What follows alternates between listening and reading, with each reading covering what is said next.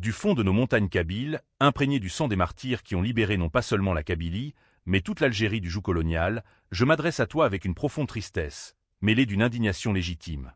Toi qui fus un jour chanteur de nos peines et de nos espoirs, toi qui portais dans ta voix la mélodie de notre identité amazie fière et résistante, comment as-tu pu tomber si bas?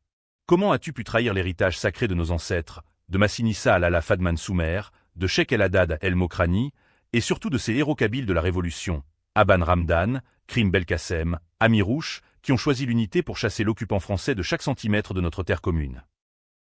La Kabylie n'a jamais été une colonie dans la colonie.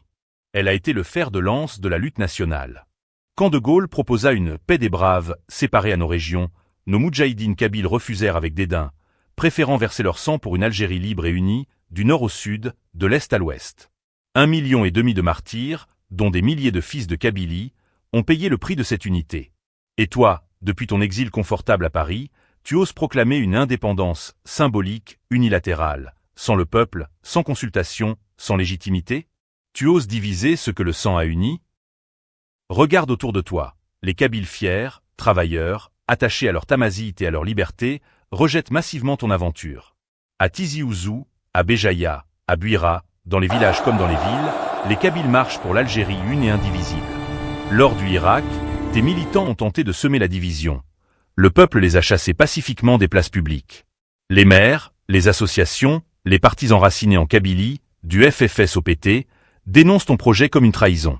Même la diaspora, celle qui souffre et qui aime la terre natale, te tourne le dos en majorité. Qui représentes-tu vraiment, sinon une poignée d'égarés, manipulés par des agendas étrangers qui rêvent de voir l'Algérie affaiblie et morcelée? Ton gouvernement provisoire en exil, tes congrès à Paris, tes déclarations théâtrales. Tout cela n'est qu'un mirage pathétique, une illusion qui ne trompe personne. La Kabylie n'a pas besoin d'une indépendance, proclamée dans des salons étrangers pour exister. Elle existe déjà, vivante et forte, au cœur de l'Algérie plurielle qu'elle a contribué à forger. Tamazight est langue nationale et officielle grâce à la lutte commune. Nos droits culturels progressent, malgré les obstacles, parce que nous combattons ensemble pour une Algérie démocratique, juste et unie. Ton projet n'est pas une quête de liberté, c'est une trahison pure et simple.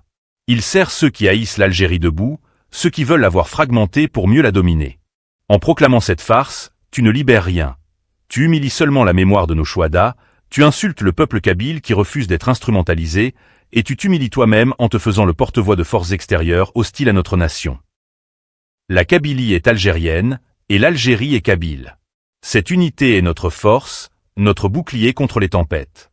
Elle est sacrée, forgée dans le feu de la Révolution et trempée dans le sang des meilleurs d'entre nous.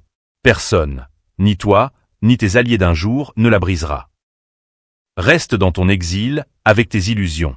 L'histoire, elle, jugera sévèrement les traîtres et glorifiera éternellement ceux qui ont choisi l'unité.